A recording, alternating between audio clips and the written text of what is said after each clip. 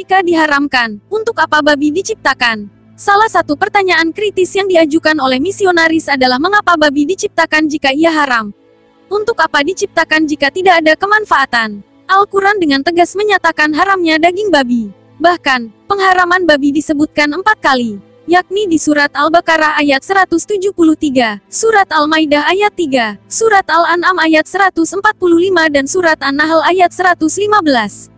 Dr. Zakir Naik menjelaskan bahwa di dalam kitab Injil pun tercantum larangan makan babi. Dalam kitab Imamat 11, ayat 7-8, kitab Ulangan 14, ayat 8 dan kitab Yesaya 65, ayat 2-5. Jadi jika diharamkan untuk apa babi diciptakan? Di antara hikmah penciptaan babi, inilah sebab kenapa babi diharamkan. 1. Untuk menguji manusia. Babi yang diharamkan sebenarnya merupakan ujian untuk manusia seberapa ia patuh kepada Sang Pencipta. Manusia yang memakannya, maka ia tidak lulus dalam ujian itu.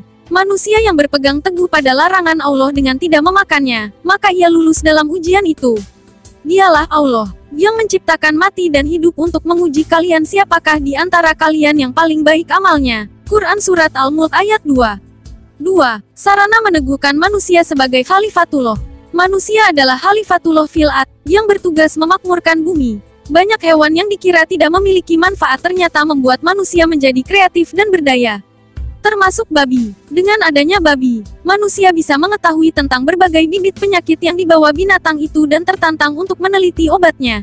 Seperti diketahui, babi mengandung cacing pita bahkan merupakan karier virus flu babi, atau swine influenza.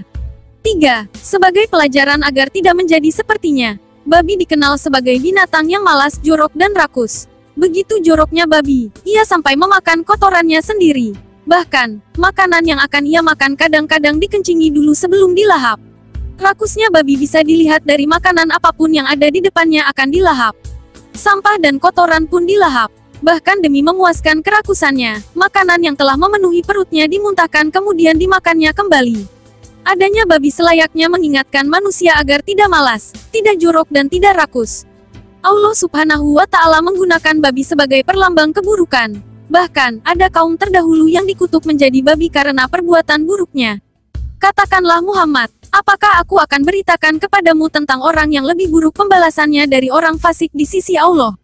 Yaitu, orang yang dilaknat dan dimurkai Allah. Di antara mereka ada yang dijadikan kera dan babi, dan orang yang menyembah taghut.